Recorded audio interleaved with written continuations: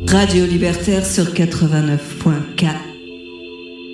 Eh bien oui, le petit Nicolas vous l'a annoncé correctement cette fois-ci, enfin d'abord incorrectement mais ensuite correctement. C'est bien Romain Terneau qu'on reçoit aujourd'hui, Romain Terneau qui vient de publier I Am Vampire. Parce que forcément il faut qu'on le prononce à l'américaine. Je préfère. Hein c'est aux Forges de Vulcain. Salut Romain. Salut. Bon, ça fait une éternité qu'on s'était pas vu, quasiment un an, j'allais dire. Il y a évidemment Joe Bandini qui est avec nous. Hein. Vous entendrez Ouais, on l'entendra à l'occasion quand il aura fini de faire le service. Voilà, exactement. Et puis voilà, on va parler de ce dernier roman. La maquette du bouquin est formidable. J'espère que tu en es super satisfait. Ouais, vraiment. C'est Saïd Karava comme d'habitude. Ouais. Qui fait un super boulot. Ouais, c'est magnifique. Ça donne envie d'avoir le livre entre les pognes. En plus, il y a la fameuse fabrication avec les petits rabats propres aux éditions des Forges qu'on adore évidemment ici. Alors, avant de commencer à parler de I Am Vampire, j'aimerais que tu le prononces d'ailleurs toi aussi, Romain, pour voir ton anglais magnifique. Je dis I Am Vampire. Ouais, comme moi, donc on dirait Nico qui parle. Parce que quand Nico chante, quand même, déjà, on dirait elle était allemande, hein, Nico, c'est ça. Je sais pas pourquoi je parle de Nico. Alors, la sélection musicale, comme d'habitude, c'est toi qui l'as réalisée. Oui. Et tu m'as dit un petit peu avant l'émission qu'elle était extra, donc je pense. C'est parce qu'il y a un morceau d'Alice Cooper à la fin, ça doit être pour ça. Ah super. C'est pas moi qui l'ai choisi. Bon, c'est super, c'est Joe qui l'a choisi, c'est pour moi et pour lui aussi d'ailleurs. Un petit point avant de parler de I Am Vampire sur toi, Romain, né en 1987, t'es né à Reims. Oui. Parce que tu as fait tes études de lettres à Reims, mais ouais. tu aurais pu aussi bien naître ailleurs et puis aller faire tes études à Reims. Oui, j'ai vécu à Reims de mes 0 à mes 20 ans, après de mes 20 à mes 30 ans à Paris. Bon, d'accord. Est-ce que tu te souviens de tes jeunes années à Reims? Tu nous en avais déjà parlé, mais tu vas devoir faire des redites pour ceux des auditeurs de Radio Libertaire qui n'étaient pas là et pas à l'écoute les émissions précédentes. Tes jeunes années à Reims, tu te souviens comment t'étais un ado punk, un ado sage, un ado Moi, comment? Plutôt sage. Plutôt sage. Oui. On trinque là, c'est pour ça que je m'arrête. Non, j'étais très conventionnel, on va dire, jusqu'à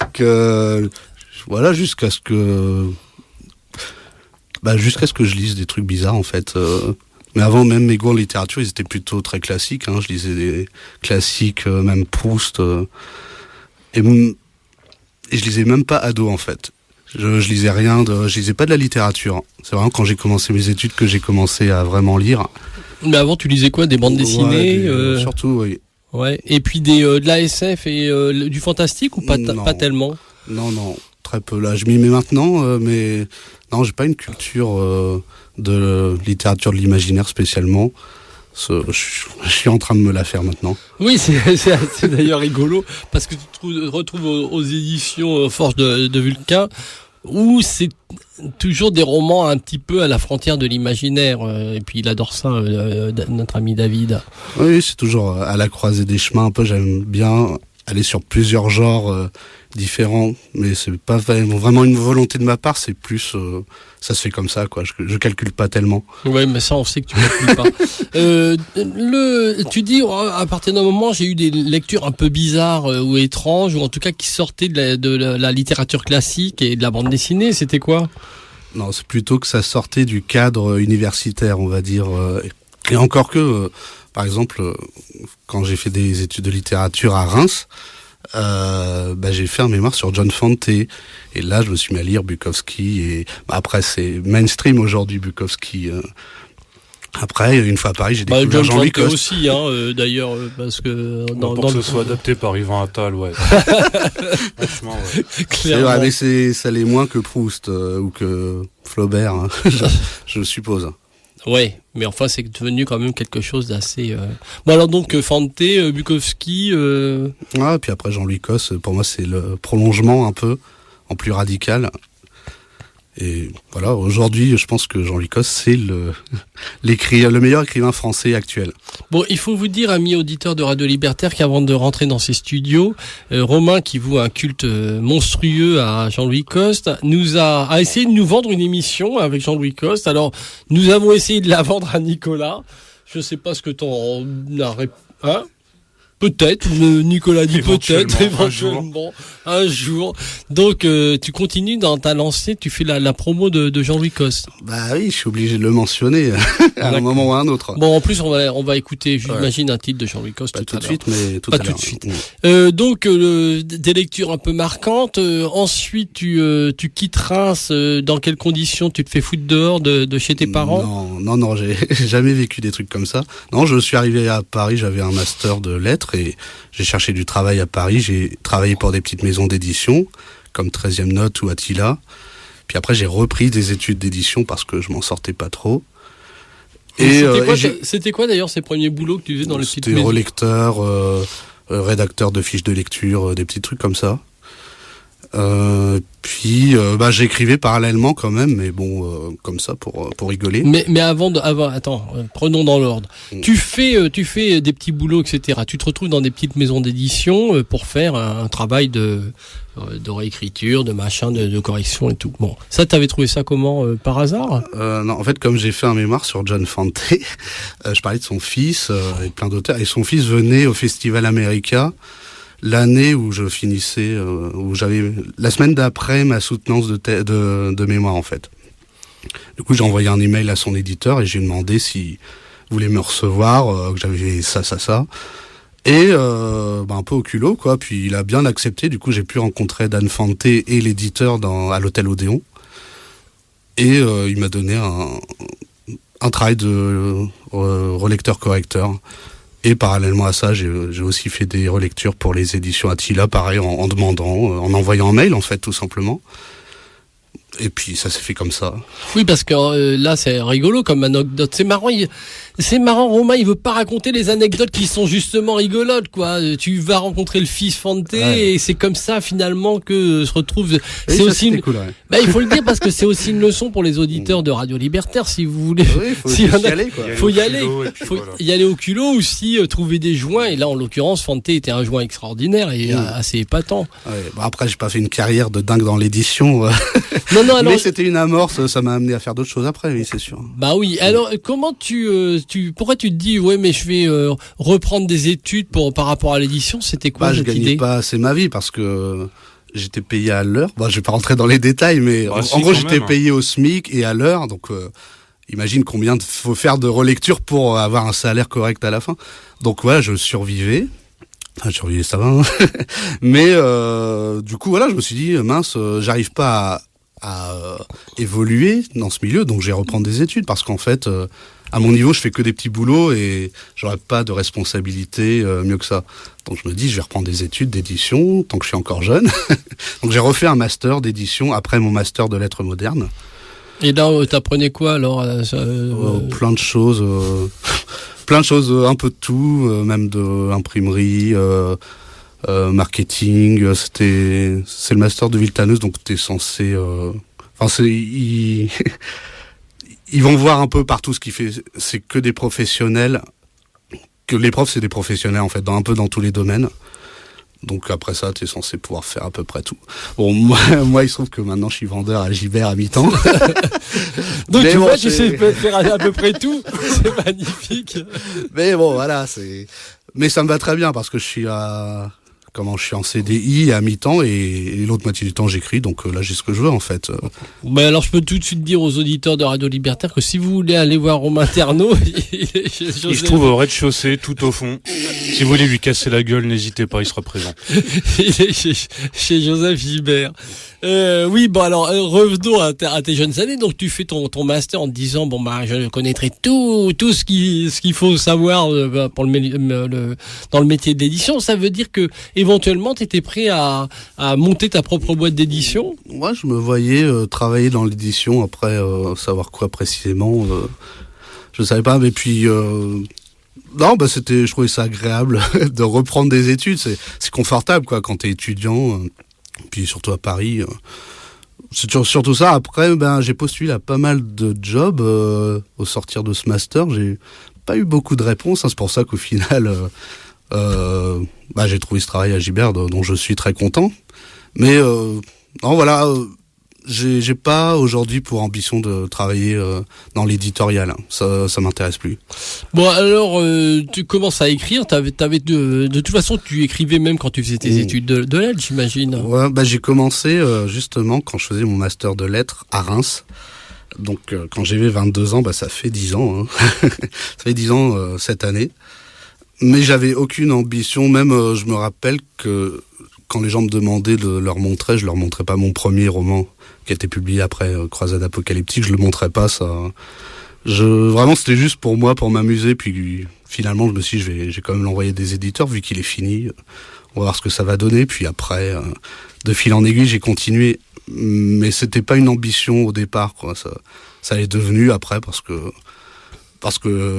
je pense que j'ai envie de faire ça tout simplement. Mais les premières fois où tu es venu ici dans cette émission, tu disais quand même que l'écriture c'était quand même ta vie et que tu passais ton temps à écrire, que tu avais des tiroirs pleins de manuscrits non publiés. Mais ça fait 10 ans que je le fais, mais après il y a une différence entre faire ça et vouloir en faire son métier. C'est pas mon métier aujourd'hui, mais c'est une ambition que j'avais pas au départ. Enfin, a priori, on peut imaginer que quelqu'un qui passe son temps à écrire, soit il écrit que de la merde et il trouvera jamais d'éditeur. C'est pas ton cas, loin de là. Donc toi, tu as tout de suite trouvé un éditeur. Mais de toute façon, si je me souviens bien, quand tu avais raconté l'épisode de la Croisade apocalyptique, donc c'était en 2014 que ça a été publié. Tu disais que de toute façon, c'était un des bouquins que tu avais sous le coude parce que tu en avais déjà écrit pas mal. Ah oui, c'était le tout premier, donc j'ai commencé par le premier. Après, j'en ai écrit d'autres que j'ai même pas proposés, je crois. Mais il y a une raison d'ailleurs particulière pour laquelle tu n'as pas proposé. Ils sont pas tous bons, je pense. Quand on produit beaucoup, on peut pas être super bon tout le temps. Donc il y en a même qui sont hyper courts, qu'il faudrait étoffer, quoi, tout simplement. Mais quand je finis un roman, j'ai envie d'en passer. J'ai pas retravaillé dessus indéfiniment. Je veux passer à la suite, quoi. Parce que j'ai beaucoup d'idées, donc on a envie de les réaliser toutes, donc on passe à la suite et s'il y a un éditeur qui est intéressé par l'un d'eux, là je travaille dessus, mais sinon je passe à la suite, quoi. Sinon tu passes à la suite. On fait une pause musicale parce que comme je pense que tu as apporté plein de trucs, on va essayer de se fixer un titre par quart d'heure, comme ça pour une fois on va écouter à peu près ta liste. Il y en a 8, donc ça devrait faire. Écoute, voilà. Alors c'est quoi le premier titre? Le premier, c'est un groupe qui s'appelle Viol. Et le titre s'appelle Nuit Blanche. Bon, tu t'en dis plus ou non? C'est un groupe punk français qui a eu des petits problèmes à cause de son nom, mais moi je comprends même pas parce que c'est juste un mot, quoi. C'est vrai que t'as jamais aimé la censure.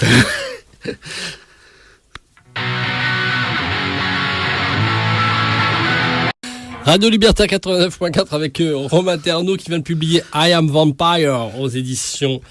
Je dis de mieux en mieux, je trouve. Aux éditions Les Forges de Vulcain, il y a Gio Bandini qui est avec nous. C'est sa douce voix que vous entendrez de temps en temps entre deux services. Voilà.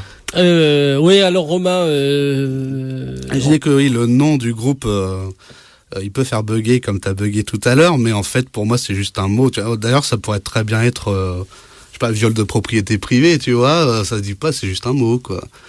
Mais il faut savoir qu'il a eu un gros problème au moment de faire un concert à la mécanique ondulatoire. Ils ont pas pu se présenter tout simplement, juste à cause de leur nom de groupe. Et je trouve ça bizarre parce que Iron Maiden fait pas l'apologie de la torture, tu vois, ou Marilyn Manson fait pas l'apologie des tueurs en série. Enfin, je pourrais continuer longtemps, quoi. C'est juste un nom de groupe. Après eux, c'est un groupe punk. Pas du tout problématique, quoi. Et j'aime bien le son qu'ils font, donc c'est pour ça que je voulais le passer, tout simplement. Très bien. Bon, eh bien, ok. Voilà. On va passer au morceau suivant. Alors, celui-ci s'appelle Harvey Weinstein. C'est le groupe. Alors, on en parlait en antenne. Alors, la Croisade apocalyptique, donc, c'est publié en 2014. Dub édition. Hein? Dub édition. Voilà, là, c'était un format d'ailleurs assez étrange, hein, pour le coup, Croisade apocalyptique, premier bouquin paru, là, t'étais quand même assez content. T'avais retravaillé beaucoup le texte à l'époque, ou parce que tu disais que quand il y a un éditeur qui s'intéresse à un de tes textes, tu le retravailles, sinon tu le fous dans un tiroir. Oui, on en avait parlé. Pas tant que ça en fait, mais j'avais dû édulcorer certaines scènes que que mon éditrice trouvait un peu gratuitement. Dans quel genre? Dans quel genre pour rentrer dans les détails, il y avait une scène de partouze avec des clochards dans un hôtel que j'ai remplacé par une scène de drogue, de gens qui se droguent dans un hôtel, voilà. Si tant est que ce soit moins problématique. Donc la morale de l'histoire, c'est ne faites pas l'amour, mais droguez-vous. Voilà, exactement. Okay. Non, mais voilà, c'est juste un exemple. Non, mais c'est vrai. Après, moi, si on estime que c'est pas intéressant et que c'est gratuit, j'ai aucun problème à changer. Voilà. Bon, d'accord. Donc à ce moment-là, c'est à cette époque-là ou c'était un peu avant que tu avais trouvé ton boulot chez Gibert? Oula, non, ça c'est récent. Hein, oui, parce que il me semble, t'en parles comme si après ton master, t'avais trouvé le boulot chez Gibert. Or, il semble me souvenir que que c'était très récent ton boulot chez Gibert, et que d'ailleurs, il faut le dire aux auditeurs de Radio Libertaire, tu n'es pas assez curieusement, alors que t'es romancier, tu n'es pas à la littérature. Non, mais je préfère parce que il y a moins de boulot en vie pratique. Déjà. Et puis, il n'y a pas à lire les nouveautés, tu vois. Oui, parce que tu es dans le livre scolaire. Non. T'as changé. À une époque, c'était le livre scolaire, non? Non, en fait, jusque la semaine dernière, c'était tout ce qui est jardinage, yoga, cuisine, sport, méditation, toutes ces choses-là. Donc, en l'occurrence, développement personnel aussi. Il n'y a pas tellement à lire les nouveautés. Maintenant, c'est ce qui te motivait, c'est que tu n'étais pas obligé de lire les nouveautés, alors qu'en littérature, tu aurais été obligé de lire les nouveautés. En fait, je n'ai pas choisi, donc la question ne s'est même pas posée. Mais en littérature, oui, effectivement, je suis content de ne pas avoir à lire toutes les nouveautés littéraires qui sortent, parce que d'une manière générale, je lis pas tellement de littérature française contemporaine. Et puis je trouve ça bien de sortir, on va dire, de la thématique littérature dans mon travail de tous les jours, même si je suis à mi-temps, parce que tout simplement, je pense que j'en aurais marre, et puis je trouverais ça frustrant peut-être de devoir vendre les livres des autres. Ah, ça c'est ton ego, ça c'est ton ego qui joue un peu. Si je les aime pas, ça me ferait mal au cœur, tu vois. Bon, mais c'est normal d'avoir un ego. Je pense que ouais. Alors, les années où t'as commencé, donc t'as publié ton premier roman, finalement à cette époque-là, tu bossais pas, ou que tu te démerdais comment? Tu continuais à faire des petits boulots dans l'édition? Oui, mais peut-être le premier, 2014. Ouais, je sortais de mon master d'édition et je cherchais du travail, tout simplement. D'accord. Et entre-temps, après, c'était... Non. Parce que est-ce que tu as eu d'autres expériences dans d'autres maisons d'édition? C'était ça la question. Non, j'ai pas fait d'autres petits boulots au sortir de mon master d'édition. Et alors, puisque tu avais fait ton truc sur Fante, j'y reviens, tu t'étais pas dit, tiens, après tout, je pourrais très bien publier un bouquin sur Fante? En fait, chez 13e Note, je leur avais donné mon mémoire de master. Je l'avais même donné à Dan Fante, qui a dû l'emporter chez lui aux États-Unis. J'avais bien cette idée. Traduit ou non? Non, il lisait pas le français, mais bon, c'était... Tu vois, symboliquement, cool. C'est un peu important, oui. Voilà. Tu lui avais dédicacé? Je sais plus. Peut-être. Ouais, moi j'avais rapporté tous mes bouquins à lui dédicacer, donc peut-être que je lui avais dédicacé ce mémoire, c'est possible. Et il était question qu'en intro, il publie une partie de mon mémoire dans l'un des romans de Dan Fante. Ils n'avaient pas tout publié à l'époque, mais ça s'est pas fait. Ça aurait pu être pour l'héritage de John Fante, pourquoi pas. S'il y avait un truc assez intéressant. Parce qu'il y avait une deuxième réédition, je crois, avant la fermeture de la maison. Et, Enfin voilà, il avait mis comme ça cette hypothèse. Il a dit, tiens, on pourrait faire ça. Non, après, moi je vais pas, je compte pas faire de travaux sur des écrivains, même que j'apprécie. Enfin, Je veux vraiment faire de la fiction, en fait. C'est Non, ça mais qui m'intéresse. en l'occurrence, ça aurait peut-être éventuellement permis de gagner quelques sous en oui, publiant c'est vrai, un ça bouquin s'est pas comme fait. ça. Ouais. Écoute. Mais d'ailleurs, pour finir sur John Fante, qu'est-ce qui te plaisait particulièrement chez cet auteur? C'est que tu étais obligé de prendre un auteur ou non, t'as adoré et t'adores toujours cet auteur? En fait, le premier que j'ai lu, c'était Mon chien stupide et je l'avais offert à mon père pour la petite histoire. Parce que j'avais eu son nom juste dans une anthologie de littérature américaine et le titre m'avait paru drôle. Donc j'avais offert le roman à mon père. Et il y avait eu de la soirée d'anniversaire et mon père avait lu des passages tout haut et on était tous morts de rire. Donc je me dis, ouais, c'est dingue quoi. Et après j'en ai lu un autre qui m'avait moins plu, c'était Bandini en français, c'est le tout premier, écrit à la troisième personne. Donc ça, j'ai trouvé ça un peu cucu. Je sais pas ce que t'en penses, Joe. C'est pas son meilleur, hein, Bandini. Franchement, dans ses tétralogies, c'est tout le premier quand il est enfant. Ouais, non, si, moi j'avais bien aimé. J'ai bien aimé, mais sachant que moi mon préféré c'est Demande à la poussière, donc. C'est celui que j'ai lu en troisième, je pense, parce que c'est son plus connu.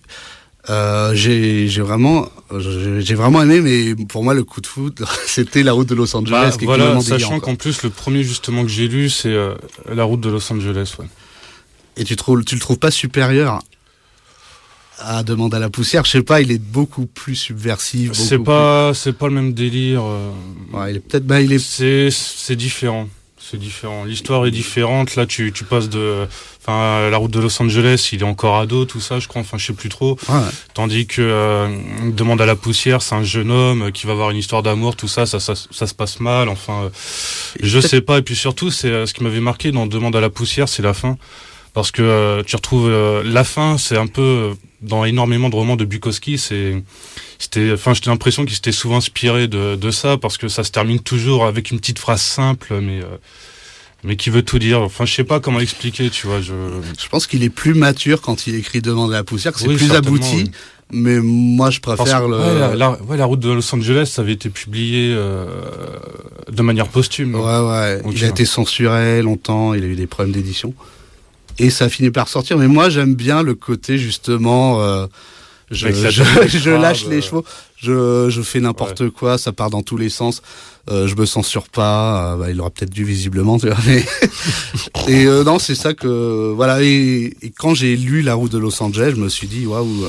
Je me suis dit, si un jour j'écris un truc, faudra que je ressente la même chose, que je fasse ressentir la même chose que ce que j'ai ressenti en lisant ce livre, parce que tu fais pas que le lire et le reposer après en disant c'était bien, c'est un truc que tu vis, parce que j'étais mort de rire, voilà, ce que je dis tout le temps, tu te dis mais il va quand même pas faire ça, puis en fait il va encore plus loin, toujours plus loin. C'est ça, c'est le gars, tu lui dis ne saute pas par la fenêtre, il fait quoi? Lui il plonge, il y a ce côté-là, ouais, et c'est pour ça que, c'est l'auteur qui m'a le plus marqué, voilà, quand j'étais plus jeune, donc, voilà, je sais plus c'était quoi ta question de départ. C'était ça la question de départ, et puis vous avez fait un joli duo avec Joe, donc c'est parfait. Vous avez à deux, vous avez réussi à répondre à la question. Super. Peut-être que finalement c'est à deux que vous devriez répondre à toutes mes questions. On va même écrire les prochains romans à deux. Vraiment, je suis exclu. David le sait pas encore, mais maintenant il est au courant. Maintenant il le sait, maintenant qu'il entend ça. La suite c'était en 2015. Alors aux Forges de Vulcain, ton entrée aux Forges de Vulcain avec l'histoire du loser devenu gourou. Tu rappelles aux auditeurs de Radio Libertaire comment ça s'est passé cette histoire du loser qui devient un gourou? Enfin, comment ça, c'est pas l'histoire du truc, on en a parlé ici même, mais l'histoire éditoriale de ce bouquin. Justement, comme on parlait de mon parcours dans l'édition, si on peut dire ça, quand j'ai repris des études d'édition en master à Villetaneuse, pour la deuxième année, j'ai fait un stage aux Forges de Vulcain. Et c'est pendant ce stage d'ailleurs que j'ai publié mon premier roman aux éditions Dub. Et en fait, David, dont parlait l'éditeur des Forges de Vulcain, l'a lu. Et il a trouvé ça super. Du coup, il m'a demandé est-ce que t'en as d'autres? Voilà. Et c'est comme ça que je lui en ai donné 2-3. Et il a choisi de commencer par l'histoire du loser devenu gourou, qui s'appelait pas comme ça au départ. Je l'avais appelé Absurdum. Parce que c'était comme ça se passe dans une secte. J'avais pris une phrase de Tertullien, je crois, le Credo qui absurdum, qui a été repris par Saint-Augustin, qui est une sorte de pseudo-preuve de l'existence de Dieu. J'y crois parce que c'est absurde. Voilà, ça fait partie de la rhétorique. Donc je l'avais appelé Absurdum pour ça, mais il avait trouvé ça un peu austère, et c'est vrai que bon, c'est pas. Et du coup, il m'a proposé l'histoire du loser devenu gourou. Moi, ça m'a fait marrer. Du coup, j'ai dit ok, on fait ça. Bon, c'est-à-dire que Romain n'est pas tellement contrariant si un éditeur veut lui faire changer le titre. Mais I Am Vampire, il s'appelait pas I Am Vampire. Voilà, c'est ça. Maintenant, Romain, j'aimerais que tu changes de nom. Ah oui, tu vas t'appeler Romain du Genou. Alors, pas de problème, Romain du Genou, mais c'est très bien comme nom. C'est épatant du moment que tu me publies. Ok. C'est ça, bon, c'est tout à fait ça. En plus. On fait ce qu'on peut. Et ça, c'est la grosse volonté que tu as en toi. Et ça, on le reconnaît et on te salue là-dessus. Mais si je trouve le titre meilleur qu'il me propose, je dis oui. Voilà, tout simplement. Bon alors donc, et à ce moment-là, il avait dit ok, on change le nom et le titre et on le publie et voilà, ça a été la sortie de ce bouquin. C'était un gros succès. T'en sais rien. En fait, tu sais pas si c'est un gros succès ou pas un gros succès. Non. On sait jamais dans ce cas-là. Bon, et justement, il est 17h30. Qu'est-ce qu'on a dit? On va essayer de se tenir.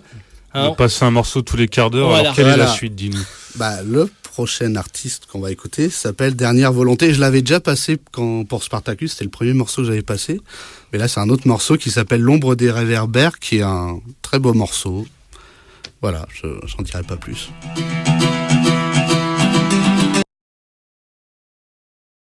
Radio Libertaire 89.4 avec Romain Ternaud qui vient de publier I Am Vampire aux éditions Les Forges de Vulcain. Et alors, tu désannonces ce qu'on vient d'entendre et que tu as choisi? C'est Dernière Volonté. C'est un chanteur français. Après, j'ai pas tellement d'infos. D'accord. Je ne vais pas pouvoir développer plus que ça, mais c'est L'ombre des réverbères. Je trouvais que c'était raccord avec l'univers vampire. Et même la chanson en tant que telle, du coup, voilà, je l'ai choisie. Bon, ce qui est assez rigolo, c'est que dans le fond, dans tes bouquins, il n'y a pas tellement, il n'y a pas d'univers musical à proprement parler. De plus en plus, enfin maintenant, il n'y a pas un seul bouquin où, à un moment donné, il n'y a pas le type, il écoute le Requiem de Mozart ou Alice Cooper ou je sais pas quoi. Dans tes bouquins, en fait, jamais les mecs écoutent pas de musique. Il y a une exception, c'est Success Story. Ouais, mais c'est parce que tu l'as pas écrit seul. Voilà. Ouais, mais le passage en l'occurrence, j'ai écrit, c'est pour ça que je m'en souviens. À un moment, ils écoutent Jean-Louis Coste. Miam miam le caca. Non. En gros, quand Anna a réussi à être publiée, il danse sur une musique avec son éditeur. Et c'est une musique de Coldplay. Je crois Francky Vincent, mais je sais plus le nom de la chanson. Mais bon, voilà. Mais c'est vrai que non, j'estime pas le besoin de placer des titres de chansons dans mes romans. Ouais. Alors j'écoute de la musique quand j'écris. Ouais. J'écris pas en silence, ouais, ça c'est sûr. Bon, l'histoire du loser devenu gourou, donc ça c'était un énorme succès en librairie. Ouais. 8 millions d'exemplaires, je crois. 9, ce qui t'a, ça a changé ta vie, d'une certaine façon. Je bosse toujours à Gibert, je sais pas pourquoi, mais c'est parce que t'aimes ça t'occupe ton temps. Ça m'occupe. Bon, quand même, il y a 2 ans qui passent avant la sortie de Spartacus. Qu'est-ce qui s'est passé? 2 ans qui se passent entre 2015 et 2017.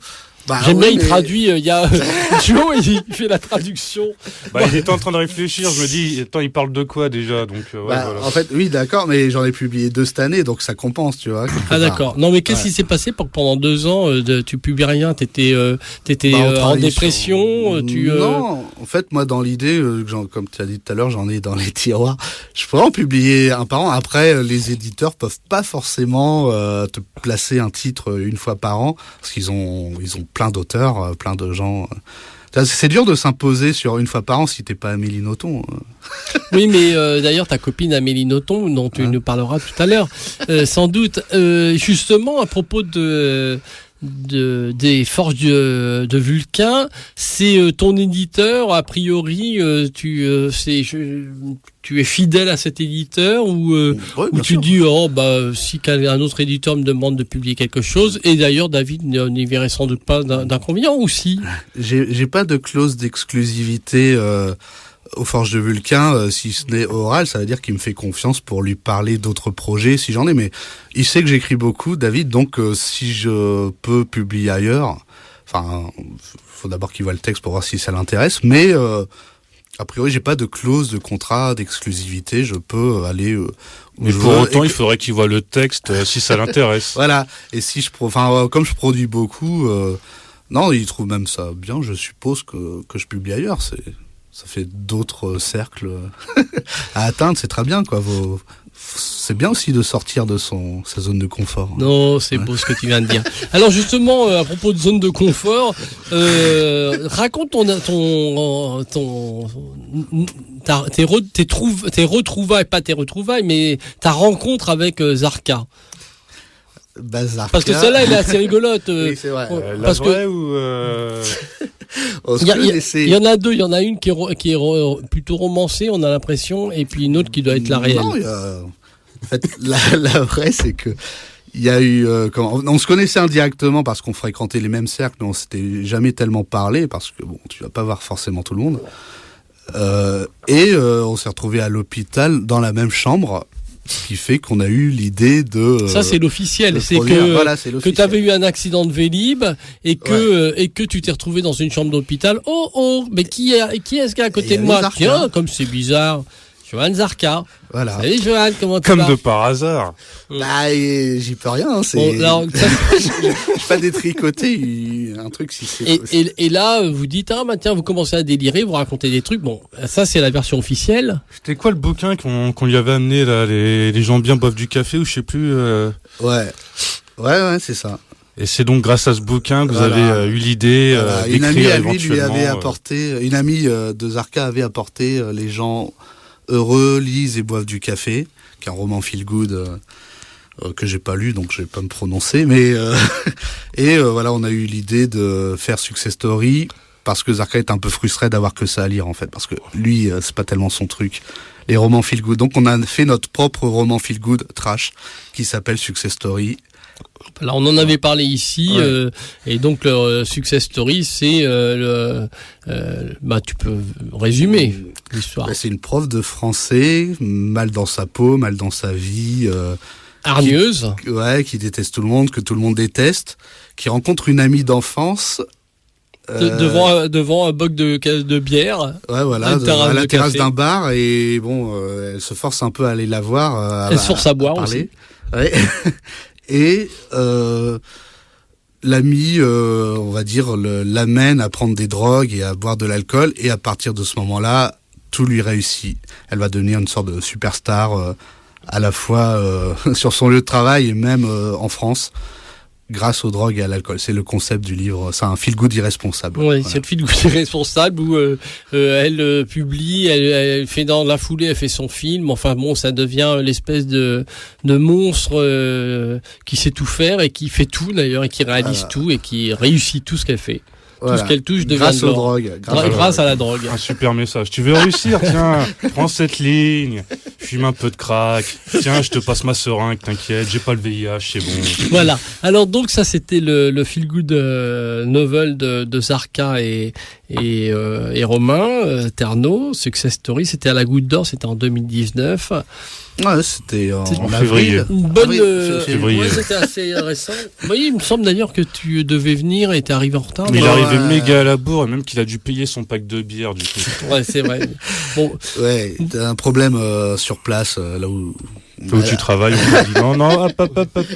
Oui, c'est vrai. Voilà, on m'a retenu alors que c'était pas prévu, oui, c'est vrai, et qu'il fallait pas me retenir, mais bon, c'est comme ça. Quoi. Bon, on salue Johan Zarka. Et d'ailleurs, j'ai oublié de vous dire, Zarka vous salue aussi tous les deux. Ah, d'accord. Et ben on le salue directement. Carrément, s'il écoute. Ouais, s'il écoute. Au moins, ouais. On rappelle que son dernier bouquin, Braco Samurai, qui est assez fameux, alors vous pouvez d'ailleurs en plus, je le dis aux amis auditeurs de Radio Libertaire parce que j'en ai fait l'expérience. C'est un livre justement transgénérationnel. Si le livre vous plaît, vous pouvez le passer à vos gosses, ils ont une vingtaine d'années et ça va les éclater. En tout cas, moi ça a éclaté les miens de lire le universel. Voilà, donc c'est quelque chose qu'on peut transmettre alors que tu peux pas forcément transmettre Proust. Tu parlais de Proust tout à l'heure. Non, ça se transmet pas. Ça, c'est pas forcément le bouquin que tu... Tiens, lis ça, tu vas te régaler. Et bon, Ah oui, bon d'accord. Sauf peut-être que il y a un petit Nicolas, peut-être quand tu le passes à tes enfants, peut-être qu'ils sont ravis de lire Proust. Non, mais je rêve de Proust adapté par Zarka. Ah, ça oui, ça c'est vrai. Longtemps que je me suis couché de bonne heure, ça donne quoi? Voilà, c'est ça. Oui, longtemps je me suis couché de bonne heure. Faudra demander. Madeleine, ce sera un rail de coke. En fait, ah putain, ça me dit quelque chose ça. C'est ça. Voilà, et voilà. c'est sûr. Ça peut être un bon début d'un roman de Zarka. Ouais. Ça y est, tu lui demanderas des droits d'auteur s'il non, je lui donne tout. C'est un poteau. C'est pas.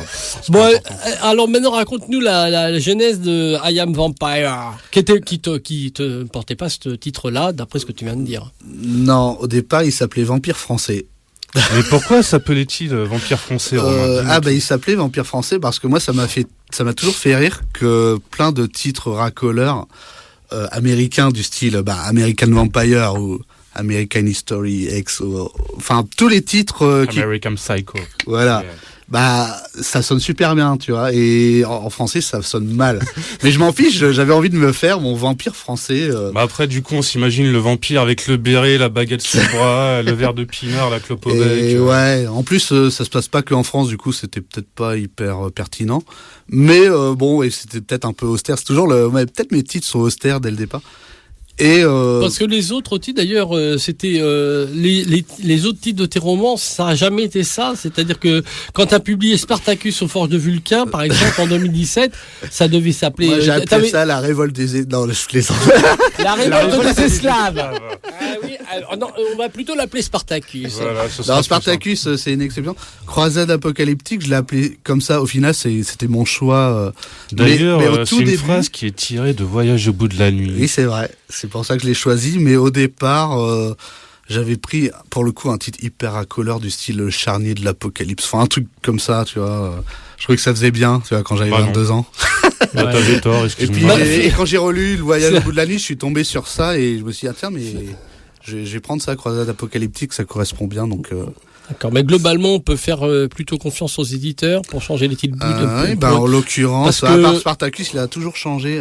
Badaboum au pays des esclaves. Non, là, c'est pas austère, c'est un peu cucu comme truc. On va plutôt l'appeler Spartacus. Du coup, c'est David qui a choisi I Am Vampire, et même si au début, ça m'a un peu surpris. Toi aussi, Joe, ça t'a fait bizarre au départ. Ouais. On s'y est fait, et je le trouve très bien choisi, au final. Maintenant que c'est fait, oui, t'as plus le choix, de toute façon. Je vais pas dire le contraire. De toute façon, ouais, t'as qu'à te taire, de toute façon. Non, mais Vampire français, est-ce que t'en penses quoi de Vampire français? En fait, quand tu expliques le pourquoi du comment, tu dis, ouais, c'est pas con du tout, c'est même assez rigolo, mais sauf qu'il faut une explication. Or, tu fais une page de garde et c'est puis ça. Voilà.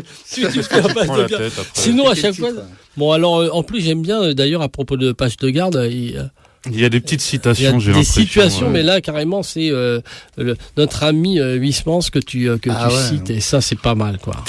Ça, le mec, sachant par expérience aussi qu'aucune amitié n'est possible avec les cormorans, toujours à l'affût d'une proie à dépecer, il avait rompu des relations qui l'eussent obligé à devenir ou fripouille ou dupe. Elle est magnifique, celle-là. Oui. Après, la raison, c'est juste que toutes les citations, je me rends compte là, avec 4 ans après, que c'est ce que je lisais à ce moment-là, tout simplement. Là, ça va plus. Tu t'es pas fait chier, quoi. Ça va pas plus loin que ça. Ouais, c'est ce que je lisais à l'époque. Tu vois, il y a pas de raison particulière. Genre la. Ouais, il y a même Jim Harrison, tu vois. Ce que je non, disais mais à ce moment-là. en fait, t'as même pas choisi ça par rapport aux différents chapitres, quoi. C'est juste, tu t'es dit, tiens, ça sonne bien, je vais le mettre ici. Je sais même plus. En fait, comme je l'ai écrit il y a 4 ans. Ouais. Tu te rappelles même plus, t'étais complètement torché. Là, j'ai dû le relire cet été, donc pour la relecture. Pour l'édition, quoi. Et, il y a plein, j'en parlerai plus tard, mais voilà, il y a plein de trucs que j'ai changé parce que 4 ans plus tard. Ça te plaisait plus autant. Ta mentalité change et. Moi, j'ai fait un retravail de vraiment tout le livre. Je l'ai retravaillé en très peu de temps parce que j'estimais que c'était hyper redondant et pas ouf, quoi. Mais attends, d'abord raconte. Donc c'est un vieux texte que tu as écrit il y a 4 ans, que tu soumets comme ça par hasard à David. Qu'est-ce qui se passe? Je pense que ça fait partie des textes que je lui avais soumis dès le départ. Enfin, quoique 2014, je sais plus. Non, t'étais pas encore du coup. Non. Je lui ai soumis après coup, parce que je lui en soumets plusieurs régulièrement en fait. Hein. Salut David, tiens, j'ai 350 manuscrits à te passer, tu pourras me Est-ce dire... que t'as 10 minutes? Et celui-là était, quand même, malgré ce que je dis, il était quand même assez abouti. Donc voilà, c'est le 3e que je publie chez lui en fin de compte.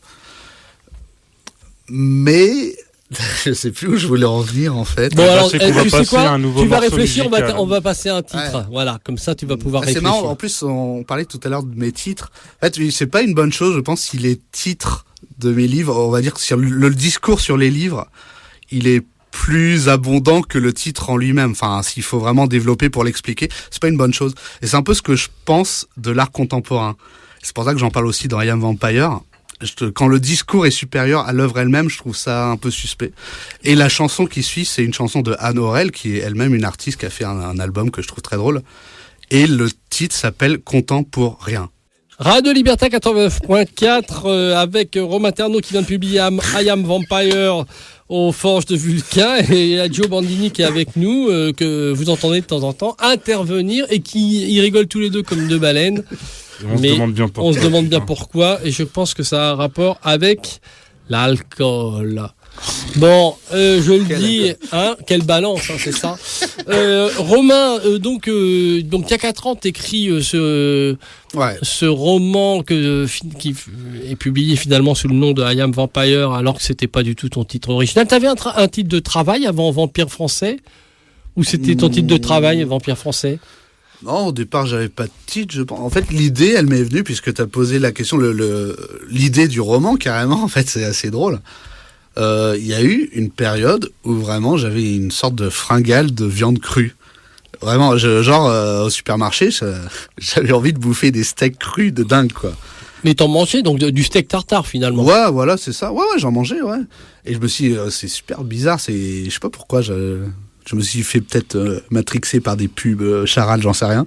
En tout cas, voilà, j'avais cette envie. Et c'est parti de là, je me suis dit, ce serait marrant d'imaginer un mec qui, il a des envies de viande crue de dingue et il se pense cannibale ou vampire, tu vois. Et voilà, puis j'ai développé cette idée, en fait. C'est parti de là, tout simplement, d'un passage au supermarché, en fait. Bon, donc tu as écrit le manuscrit et tu l'as fait lire il y a longtemps à David, qui l'a ressorti, qui l'a exhumé d'une certaine façon, comme on exhume un mort vivant, j'ai envie de dire. Très belle analogie. Ou un mort tout court. Ça, c'est Joe qui en parlera pour ça. Ouais. Oui, on peut dire ça, parce que c'est vrai qu'il traînait depuis longtemps dans les tiroirs des forges, et puis bon, il a été publié cette année. Mais d'ailleurs, j'avais signé le contrat l'année dernière. Enfin voilà, ça a mis le temps, mais ça a fini par sortir. Et comme je disais, c'est cet été qu'on l'a retravaillé. Et en fait, moi, je l'avais pas relu. Je laissais David le relire pour qu'il me donne ses contre-indications, tout ça. Et c'est contre-indication. Docteur, oui. Alors, qu'est-ce que vous en pensez? Et bon, il avait pas tellement de changements. Enfin, il y en avait, mais pas tant que ça. Et en fait, moi, quand j'ai relu l'ensemble, je trouvais que la deuxième partie, je trouvais beaucoup de redondance, beaucoup de monologues intérieurs qui revenaient et qui disaient un peu la même chose sur l'art contemporain, justement, dont il est beaucoup question, parce que le narrateur est un artiste, un peu particulier, et qui déteste l'art contemporain, et ça revenait vraiment en boucle, je trouvais, et du coup j'ai beaucoup élagué, et au final le roman il est pas très long, il fait 160 pages. Il fait 160 pages. Au départ il était plus long, mais c'est moi qui ai beaucoup élagué au dernier moment. J'ai un peu mis David devant le fait accompli, je le dis, parce que voilà, j'estimais qu'en fait il y avait beaucoup de redites et que c'était pas forcément intéressant. J'ai remplacé beaucoup de choses pour que ce soit beaucoup plus attractif, qu'il y ait plus d'action. J'ai vraiment beaucoup changé la deuxième partie du roman au tout dernier moment. Donc voilà. Ça veut dire que, tu vois, mine de rien, amis auditeurs de Radio Libertaire, comprenez bien une chose, c'est que Romain, finalement, ses études, son master, ses secondes études pour l'édition, lui servent à quelque chose, c'est que bientôt, il sera directeur de collection. Il dira aux autres, non mais toi, c'est trop long ton truc, coupe ça, fais ça, fais ça. Ouais, et c'est vrai qu'en général... Finalement, le travail de David, tu l'as fait toi-même, tout seul. Ouais, oui, c'est vrai. C'est vrai qu'avant, c'était plutôt l'inverse, quoi. Les auteurs aiment pas couper des longs passages. Là, c'est moi qui l'ai fait de moi-même parce que j'estimais que, enfin voilà, que 4 ans après. Ouais, je trouve ça assez intéressant d'avoir autant de recul sur son œuvre pour savoir, voilà, je vais couper ça parce que non, ça va pas. Et mais il faut reconnaître, Joe, que ça n'a pas toujours été le cas chez Romain. C'est-à-dire que de lui-même, de ton propre aveu, t'as dit souvent que lorsque tu t'écrivais des bouquins, tu rechignais à couper les trucs parce que si tu estimais quand même. Il a évolué entre. Voilà, tu as évolué finalement, c'est bien. Après, tu grandis, c'est bien. La différence avec ce roman, c'est que c'était 4 ans après. Donc forcément, en 4 ans, c'est énorme. Hein. Je te fais écrire un truc, tu vois, même une nouvelle, je te dis 4 ans après, tu la relis. Tu vois, ça te plaira pas forcément. T'auras évolué, tu vois, tu vas vouloir changer plein de trucs. Non, t'as pas forcément mais t'as pas forcément, t'es pas forcément. Je sais pas si c'est bon signe d'ailleurs. Hein, non. Mais enfin après, je sais pas, quand je relis mon premier roman, je trouve bien, quoi, tu vois, en toute humilité.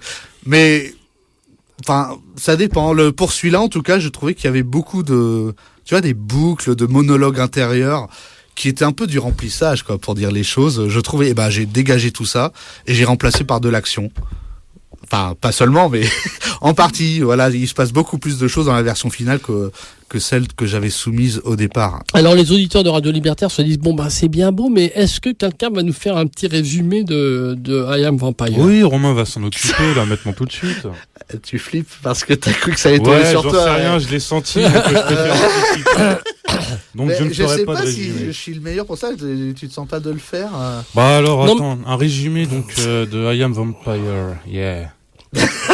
Alors, c'est l'histoire d'un artiste peintre alcoolique, tout ça, misogyne, un but de lui-même aussi. Pas tant que ça, misogyne, hein, c'est ce qu'il y a écrit sur le dos, mais... Ah ouais, attends, c'est le parfait résumé, ça.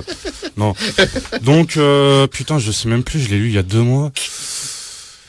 Et au pire, Stéphane est peut-être chaud, tu vois, peut-être que lui, c'est son boulot, tu vois. Ouais, alors c'est un peu mon boulot, tu vois, comment il balance. Alors tout le monde se dédouane, en fait. Non, je vais pas le faire. Ce qui est bien, c'est que le type s'appelle Bertrand. Ouais. C'est un nom que j'aime bien, c'est pour ça que j'ai choisi ça. Un prénom, tu veux dire? Ouais. Ou tu estimes que c'est son nom? Un nom de famille aussi, ouais. Ouais, c'est ça, c'est-à-dire que ça peut être un prénom et un prénom. D'ailleurs, il s'appelle Bertrand, donc on ne sait pas. Et ici, une Berthe, d'ailleurs, il a pas les grands pieds, pourtant, elle est excellente, je sais, merci. Donc Bertrand, qui a pas de nom de famille et qui est quand même un loser, mais lui, il veut pas devenir gourou, mais c'est quand même un loser. Ouais. Il vit plus ou moins au crochet de son pote Yann, qui est lui qui a un parcours un peu singulier, un peu trouble, hein. On sait pas exactement qui est ce mec-là, mais en tout cas, il vient un petit peu à ses crochets. Il doit comme à chaque fois qu'on vit au crochet de quelqu'un, on a quand même, voilà, on doit, comme toi quand t'étais étudiant, on est obligé quand même de soumettre un petit peu à celui qui t'entretient. Voilà. Ça t'est arrivé, ça, donc? Bah ouais, tu vois. T'étais soumis à quel point? J'ai fait des choses que je regrette aujourd'hui, mais bon. Justement, Joe t'as demandé jusqu'où. C'est Joe qui. Il a dit jusqu'où t'étais soumis. Il a posé la question. Je demande jusqu'où. On parlera peut-être plus tard, on verra. D'accord. Donc, ce type-là, tout d'un coup, se retrouve il fait des toiles et puis il essaie quand même de les fourguer et il se pointe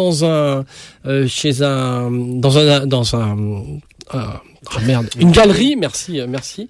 Une galerie d'un mec assez, alors là, évidemment, on en parlera tout à l'heure sur les galeristes. Il essaie de fourguer le truc, finalement, il se fait jeter. Et puis, quelques temps plus tard, le galeriste revient le voir en disant, écoutez, je l'ai présenté à quelqu'un. Il est tombé, il ne collectionne qu'une œuvre de chaque artiste. Il est tombé amoureux de la vôtre, il la veut, et puis du coup le galeriste dit je veux tout acheter. Et là on est dans une espèce de rêve, mais on en reparlera tout à l'heure, de rêve absolu d'un artiste qui soit d'ailleurs un auteur, un musicien, un peintre, etc. C'est évidemment l'espèce de fantasme total, c'est le type qui a du pognon, le galeriste ou le producteur ou tout ce que tu veux qui se pointe dans ta piole de merde et qui dit c'est génial ce que tu fais, j'achète ça. De la même façon, David pourrait rentrer dans ta piole de merde et dire j'achète tous tes manuscrits. Mais combien alors? C'est ce qui s'est passé en fait. Alors, oui, c'est ça. Mais combien tu me les achètes? 500 francs? Non! 25 000 francs chacun des manuscrits. Bon, alors ça, évidemment, ça prend un peu de temps avant que ça arrive, mais on ne sait jamais. Voilà, ça c'est le résumé. Est-ce que je l'ai bien résumé? Bah ouais, bien sûr. Mais après, moi, on va dire, c'est une trame que j'utilise vraiment quasiment En dans tous dernier les romans. recours. Non, mais c'est toujours en fait le gars lambda qui se retrouve investi d'une sorte de mission à laquelle il n'était pas préparé. C'est un peu ça, si on veut analyser. Non, enfin, à laquelle il n'est pas préparé, mais à laquelle il aspire quand même. Il aspire quand même de devenir quelque chose d'autre que ce qu'il est. C'est vrai, mais après, il s'imaginait pas avoir des super pouvoirs Bah, en tant que vampire. Bah après, c'est annexe, hein, mais ouais. Ouais, Mais- On en parlera après le prochain morceau éventuellement. Mais on va écouter, tiens, voilà. On va écouter ton prochain choix. Et ben le prochain choix, c'est Choix. Schlass. C'est un groupe que j'avais passé aussi quand j'étais venu pour Spartacus. Ça serait bien que tu renouvelles un peu les groupes. Ben non, en fait, mais je renouvelle les chansons, c'est déjà bien, tu vois. Ouais. Et la heureusement. chanson s'appelle Eric la chauve-souris, donc là, Ah, on est pile poil dedans. dans le- Ouais, on est là. Allez. Oh là Voilà. là. Radio Libertaire avec Romain Ternaud qui vient de publier Raymond Ternaud qui vient de publier I Am Vampire aux éditions Forge de Vulcan. The Vulcan, yeah. Alors alors donc on en était à cette histoire de Bertrand. Bon. Alors le mec donc Bertrand et tout d'un coup il s'aperçoit effectivement que c'est il arrive très rapidement, s'il est un peu énervé ou s'il est poussé à bout, à jeter au cou des gens d'une certaine façon. Mais enfin, il se jette au cou des gens, mais pour les mordre. Bah ouais, il y a plusieurs situations où, comme tu dis, hein, on le pousse à bout et il a des accès de violence qu'il contrôle pas. Et en plus, après, il a des trous noirs, ce qui fait que quand il se réveille, il se souvient même pas si c'est vrai ou pas, quoi. Bon, Ouais. en l'occurrence, ouais. Et d'ailleurs, tout le bouquin est là-dessus, en fait, sur est-ce que j'ai rêvé, est-ce que j'ai pas rêvé, est-ce que c'est, on est quand même toujours à la frontière de la réalité. Oui, mais j'ai fait exprès de faire une fin ouverte, ce que détestent certaines personnes. Mhm. Je crois que c'est ce que tu m'as dit, Joe, c'est ça? Bah après, c'est juste tu un sais point pas, de vue, en fait. Alors, À la fin, tu sais pas, en fait. vous savez, c'est peut-être pas la peine de raconter la fin aux auditeurs de Radio Non, Libertaire. On n'allait pas raconter la fin, c'est juste que Bah, la pour moi, fin elle est pas si ouverte que ça, tu est vois. faite d'une manière où on sait pas comment ça se termine au final.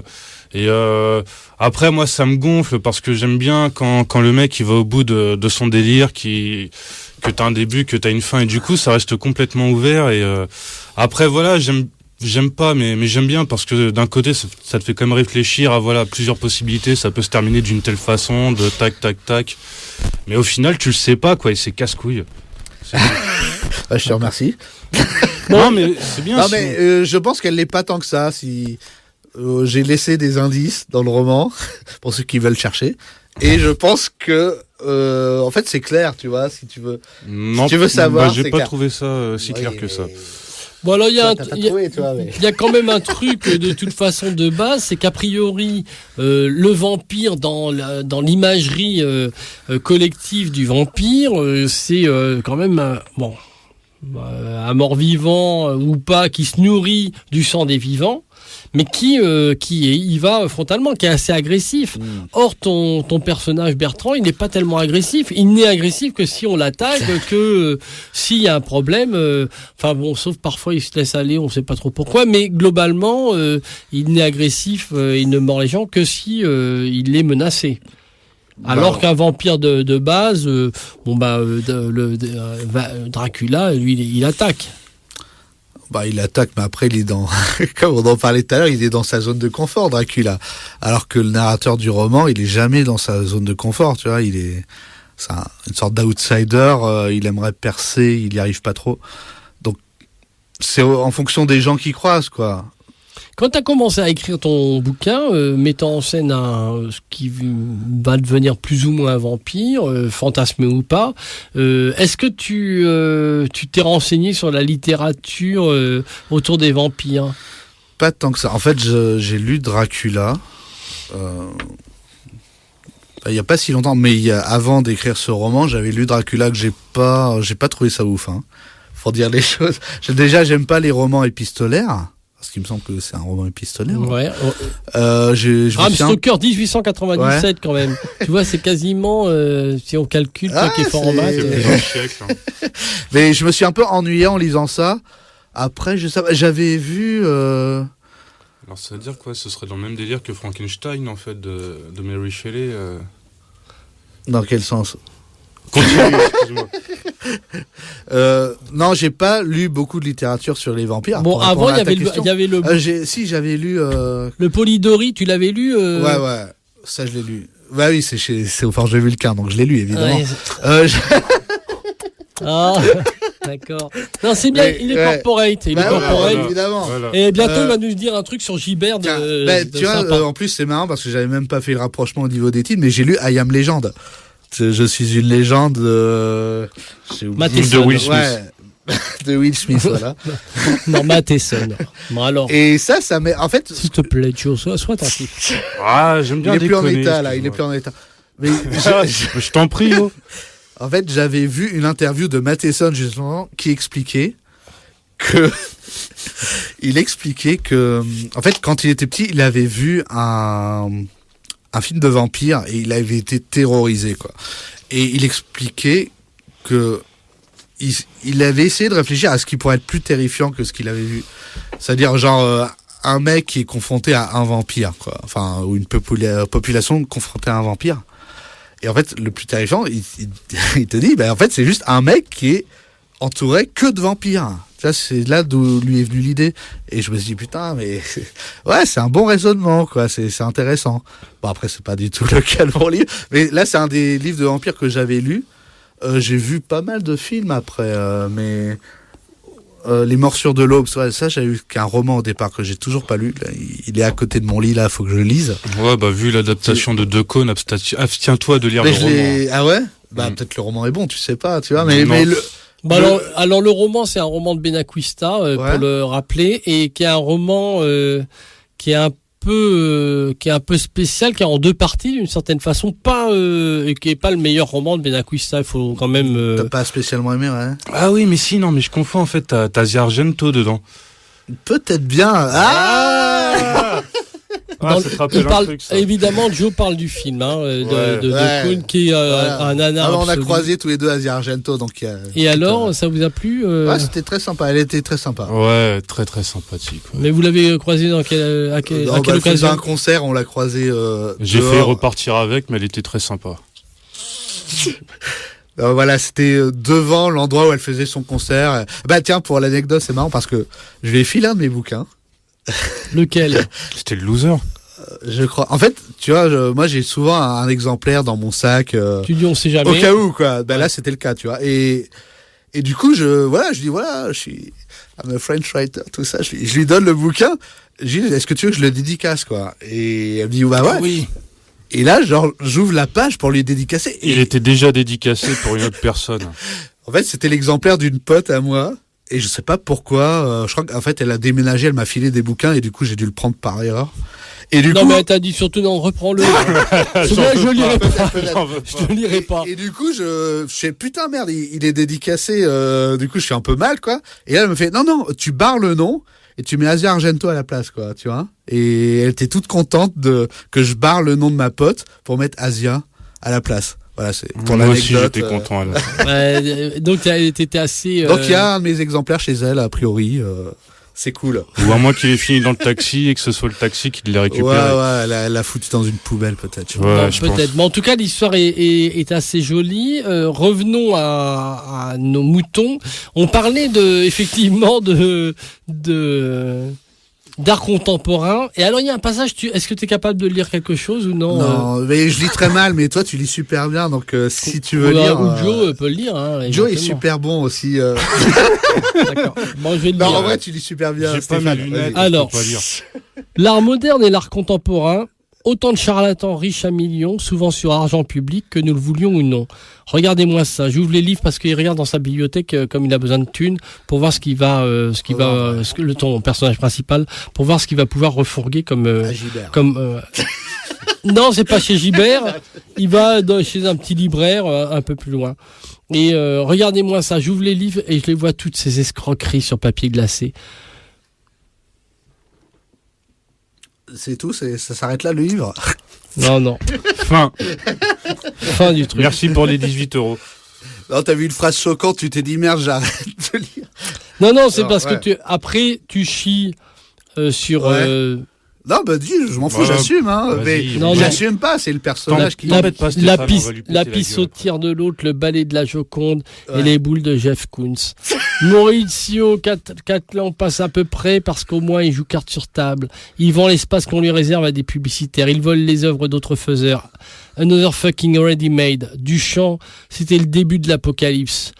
Non, parlez-moi de Botticelli, parlez-moi de Fra Angelico, de Bosch, comme l'autre pétasse, ou encore de William Blake. Mais abattez sur le champ tous ces subventionnés, tous ces imposteurs dégénérés. Ils nous ont sucé le sang jusqu'à la moelle. Et pendant ce temps-là, je crève de faim. Moi qui suis dans la divine lignée. Tout artiste est mystique ou n'est pas, c'est comme ça. Plus il y a de calculs et plus on s'éloigne du sujet. Aucun ordinateur n'a jamais fait de l'art. Je saisis donc à pleine brassée les résidus d'arbres mal tombés. Je me souviens d'un bouquiniste dans une rue obscure, un vieillard mystérieux qui ne sort jamais de sa piole millénaire. Je vais lui refourguer ça, je devrais me faire plusieurs dizaines d'euros. Et il n'a pas intérêt à m'arnaquer, sinon je l'écorche vif. J'ai une soudaine envie de charcutaille, pourvu que le commerce me soit favorable. Et ton héros part. Bon alors effectivement, est-ce que ton rapport à l'art contemporain, est-ce que tu peux me faire un parallèle avec ton rapport à la littérature? Parce que finalement ton personnage, tu déplaces un petit peu le propos en le balançant artiste peintre, mais est-ce que tu penses aussi au littérateur? Là, c'est marrant que tu poses cette question. Non, mais en vrai, c'est même pas une transposition, c'est. En plus, c'est même pas spécialement ce que je pense de l'art contemporain, Non, encore à que, peine. tu vois. Mais non, c'est pas, je me suis pas dédouané en transposant ce que je pense de la littérature sur l'art contemporain tel qu'il se fait aujourd'hui. Non, c'est vraiment, je parle de l'art contemporain, vraiment. Mais après, je t'ai dit que, en fait, moi, si tu veux, si je vais dans une librairie aujourd'hui, je regarde tout ce qui est proposé. Je pense qu'il y a 5% des trucs qui m'intéressent, tu vois, au mieux, vraiment. Voilà, c'est, mais après, c'est généreux. ouais, Joe, il pense comme moi. Non, mais après, moi, j'ai peut-être des goûts particuliers, tu vois, mais on va dire que le mainstream, que ce soit en littérature ou, bah après, en art, pourquoi pas, après, moi, je suis pas un spécialiste, hein, tu vois, mais, enfin, je sais même pas si c'est vraiment pertinent de faire une analogie entre art et littérature. C'est quand même deux domaines hyper La différents. littérature, ça peut rester, ça peut être un art. Parce que aussi, la de toute littérature manière. mainstream, on va dire, c'est du bas de gamme, tu vois. Alors que l'art mainstream, si t'arrives à faire de l'art contemporain mainstream, Ce t'es sera quand de la même, merde. t'es quand même malin, tu vois. Bah, c'est Tu ce peux que- faire du bif. Oui, bah attends, le Jeff Koons dont tu parles, c'est Ouais. de l'art contemporain, justement. Toi, tu qui est penses que Jeff Koons, c'est l'équivalent mainstream, bien sûr. de comment, d'Amélie Nothomb. Zinedine Zidane. faut pas dire Amélie Nothomb, mais non, de comment il s'appelle déjà, Lévy. De Marc Lévy. Ouais, de Marc Lévy. Jeff Koons, Ah c'est ouais. du Marc Lévy Ah en. putain, tu clashes toi, direct. Non, Bam, je tu pose, tac, tac, je tac, pose la tac. question, je suis pas sûr, tu vois. Je pense que Jeff Koons c'est plus malin que Marc Lévy. Et Bah, je sais pas à quel niveau. Comment Et tu. Comment Marc Lévy, je pense que. Non, mais Marc Lévy, moi j'ai pas lu, mais j'ai vu des interviews de lui. Et il se prend pas pour le nouveau Faulkner. Je crois il dit ça. Non, McCarthy, voilà. Moi, je suis le nouveau Hemingway. c'est Non, tout voilà, ce il qu'il a dit, je sais que ce que je fais, c'est pas du McCarthy. Je me sens qu'il avait dit ça. Bon, tu et vois. Jeff Koons, tu l'as jamais entendu être aussi humble, c'est ce que tu veux Jeff dire? Koons, j'ai pas vu d'interview. Non, mais je sais que Lévy, il sait ce qu'il propose et ça marche. Et tant mieux pour lui. Je pense que c'est quelqu'un de. Et tu penses que c'est pas le cas d'un mec comme Jeff Koons? Bah, j'en sais rien. Faudrait que je creuse la question. Non, Jeff Koons, c'est un T'aurais mec. peut-être dû creuser la question. C'est un avant mec. de Non, le je pense dire, que dans c'est un le mec bouquin. malin qui savait quoi faire pour que ses œuvres aient de la valeur, tu vois, aujourd'hui. Après, c'est ça le truc, c'est. Je dis pas que être malin, c'est être artistiquement valable, tu vois. C'est deux choses différentes. Moi, ce qui m'intéresse d'une manière générale en art, au sens large, c'est l'intensité, tu vois. Moi, je vois aucune intensité dans ce que fait Jeff Koons. Je pense pas que j'aurais de l'intensité si je lis du Lévy. Voilà, donc je vais le chercher ailleurs, si tu veux. Enfin, en Mais même pour moi, temps- c'est ça. On va dire que tu es valable en art si tu arrives à faire un truc intense. Un truc qui te bouffe le cerveau, intense, tu vois. Ouais, ah d'accord, ok. Bah, je sais pas. Intense dans ce sens-là qui te bouffe le Tu vas voir un show de Jean-Luc Coste, je peux te dire, tu t'en prends plein la gueule. Je m'en prends pas plein la gueule parce que j'y vais pas, justement, tu vois. Donc, c'est peut-être une erreur. Peut-être tu changerais d'avis si tu y allais. Mais attends, justement. je vais pas voir un mec sur scène qui se met une carotte dans le cul. Enfin, concrètement, qu'est-ce que j'en ai à foutre Mais ça, c'est ceux c'est qui pas de l'art, ça, c'est ceux qui résument Jean-Luc Coste, ceux qui l'ont pas vu, tu vois. Ils te disent ça, ils disent, ah, mais c'est du caca, c'est de la carotte dans le cul. Non, alors je qu'en dis fait, pas que si c'est tu du y vas, caca, tu vois, je dis pas que c'est pipi caca, c'est juste que là, j'ai ça te touche l'impression- pas. Non, mais moi, je j'ai comprends très bien. l'impression je qu'il comprends cherche bien. juste à choquer pour faire parler de lui, tu vois. ce que je Non, veux mais dire c'est l'inverse. C'est le mec qui fait des trucs que lui n'estime pas choquants et qui choquent les gens, tu vois. Parce qu'il représente tout. Et si tu Enculer une représentes poule tout, sur scène, excuse-moi, je trouve ça choquant. Faire quoi? Enculer une poule sur scène. Mais il a pas fait ça. T'es sûr?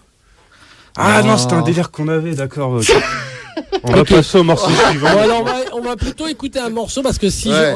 ils vont pouvoir discuter, Joe et Romain, hors Ça me dit antenne. quelque chose, mais Mais je sais passons, on plus va de quoi écouter tu- un ouais. titre. On va mettre Alice Cooper en fait, Non, parce non, qu'on avait non, choisi non. ça avec Stéphane. On va finir en beauté. Non, mais si vous voulez, on décale, mais après, je vais galérer, hein, tu vois. C'est pas grave, Mais t'inquiète. non. Alors parlons du morceau que tu as choisi. On va mettre un morceau de Ventre de biche qui s'appelle Le diable marche avec nous. D'accord. Parce ok. que c'est raccord aussi. D'accord, ok, avec très bien. tu ouais. vois.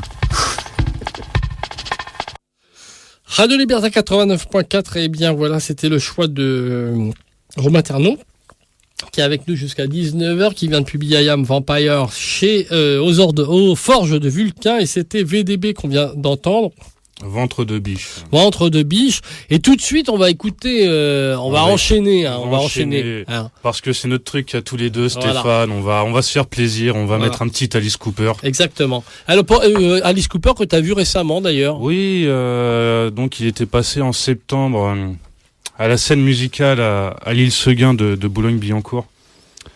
Et enfin, ça reste Alice Cooper, quoi. Alice Cooper sera toujours Alice Cooper. T'auras toujours la guillotine sur scène. Enfin, c'est. Est-ce qu'il fait des choses avec des animaux pour que les Non, c'est pas Jean-Louis antispécistes nous Coste. fassent chier? Non. À moins qu'il les décapite. Ah non, ça c'était Ozzy Osbourne qui avait arraché la tête d'une chauve-souris, je crois, dans un concert dans les années 80. Enfin bref. Oui, parce que Alice Cooper, il y a une histoire qui a toujours une anecdote qui a toujours survécu par rapport au concert de Alice Cooper. On avait dit qu'il avait égorgé un poulet vivant sur scène. Évidemment, d'ailleurs dans son premier bouquin de mémoire, Alice Cooper réfute ce truc-là, dit non, Ouais. ça s'est jamais arrivé. Je connaissais pas cette On a histoire. raconté toujours beaucoup de choses sur mes concerts. Ça n'est jamais arrivé, puisque de toute façon, c'est du grand guignol, c'est de la mise en scène. Oui, c'est Est-ce tout qu'il y à a- fait ça. Est-ce que là, il y avait une mise en scène particulière dans Il y a toujours une mise en scène particulière avec lui sur. Parce sur qu'il est plus scène. tout jeune quand même, c'est ça qu'il faut Il est plus rappeler. tout jeune, mais il continue à gérer. C'est ça qui est excellent. Et d'ailleurs, même, je crois que c'est sa femme aussi qui est sur scène aussi. Elle joue une sorte de. Comment on pourrait appeler ça? Ah bah, sa femme était danseuse et à chaque C'est fois ça, elle tout à dansait, fait. elle Ouais, dansait pendant ses exactement. concerts, elle dansait Avec merveilleusement bien. ouais, une espèce de poupée maléfique en fait. Enfin, je sais pas. Et ouais, vraiment les concerts d'Alice Cooper, c'est ça. T'as vraiment une mise en scène un peu glauque et c'est toujours extra. Même si ça va faire 40 piges que c'est toujours la même chose, on en redemande Bon, encore et encore. Et justement, on va écouter, finalement, c'est Bienvenue dans ton cauchemar. De tes Et je bouquins. pense que tu vas aimer. Allez. Radio Libertaire 89.4 avec Romain Terneau qui vient de publier I Am Vampire aux éditions Forges de Vulcain. Il y a Joe Bandini qui est aussi avec nous et c'est pour vous prévenir quand de temps en temps la voix de Joe qui Voilà. qui jaillit dans il les est là, micros. mais il est pas vraiment là. Alors, je suis tellement dans la merde, perdu pour perdu, je bois le champagne au goulot. Je reste planqué dans l'ombre d'une ruelle en cul-de-sac parce que ma vie n'est rien d'autre qu'un cul-de-sac. Mort, je suis mort. Tous les services secrets vont me traquer, en France et même partout dans le monde. Je n'ai plus qu'à m'exiler dans les égouts pour toujours et puis manger des algues. Sans lumière et sans espace, ma peau et mon squelette vont se transformer, je deviendrai un monstre. Qu'est-ce que ça changera? Pourquoi je tue des gens avec tant de sauvagerie? Pourquoi je tue des gens tout court? D'accord, j'étais en situation de danger, mais ces mouvements n'étaient pas les miens, comme si un marionnettiste maléfique manipulait mon corps. Je crois bien que j'ai foutu en l'air tous mes vêtements, pas un qui ne soit pas recouvert de sang. C'est dingue, on se serait cru dans mes tableaux. Est-ce que je deviens fou après m'être trop investi dans mon art ? J'étais trop immergé dans la fiction, mon cerveau a dû surchauffer. Je finis d'un trait la bouteille de champagne et elle explose contre le mur. Alors les débris me tombent dans la tronche et me font mal. C'est sûr, je ne rêve pas. À moitié sous, à moitié incrédule et désespéré, je ne me vois pas d'activité plus intelligente que de frapper dans le mur. Seulement, quelque chose se passe. Mes mains s'enfoncent dans la pierre aussi facilement que dans les derniers cadavres. Ça alors, si je veux, je peux grimper tout en haut de cet immeuble, sculpter moi-même mes prises d'escalade à même les briques. Je m'y attelle et me retrouve bientôt tout en haut de l'immeuble. C'est un passage, un extrait de I Am Vampire, où finalement ton personnage se découvre, non seulement il se surprend à sa propre entité de vampire ou de quelque chose, il ne sait pas encore mettre le mot là-dessus, ou en tout cas un truc un peu étrange. Et puis derrière, là il y a tes souvenirs cinématographiques qui te reviennent. Peut-être, mais en fait, quand tu as lu, je me suis dit que je comprenais pourquoi tu avais pensé que j'avais transposé ce que je pense sur l'art sur les romanciers, en fait, tout simplement. Alors, peut-être que c'est pas impossible que quelqu'un qui s'immerge trop dans la littérature, qui fait que ça, il va pas sortir de chez lui, il va faire ça 24 heures sur 24, il devienne à moitié fou et qu'il croit vivre dans le monde qu'il a lui-même créé. C'est ce que je me suis dit quand c'est un peu j'ai lu l'extrait. Et alors, tu penses que c'est pas tout à fait le cas ? Non, je pense que tu sais toujours quelle est la réalité, quelle est la fiction. Tu vois, mais c'est un peu le problème dont on parlait tout à l'heure. Moi, je pense qu'il y a une frontière vraiment catégorique entre la réalité et la fiction. C'est pour ça que quand on accuse des gens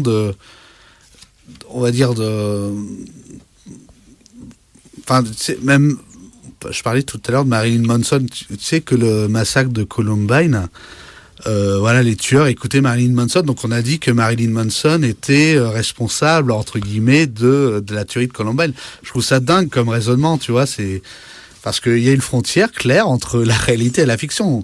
On peut pas. Je crois qu'aucune œuvre d'art n'a mené à des meurtres. Ah oui, mais là tu parles d'autre chose. Sur Manson, du coup. Non, mais en l'occurrence, tu parles d'autre chose. C'est comme il y a eu des codes de censeur et de censure aux États-Unis parce qu'on estimait que la bande dessinée, il y avait un gamin qui avait assassiné ses parents et on disait, bah oui, mais alors il lisait des comics.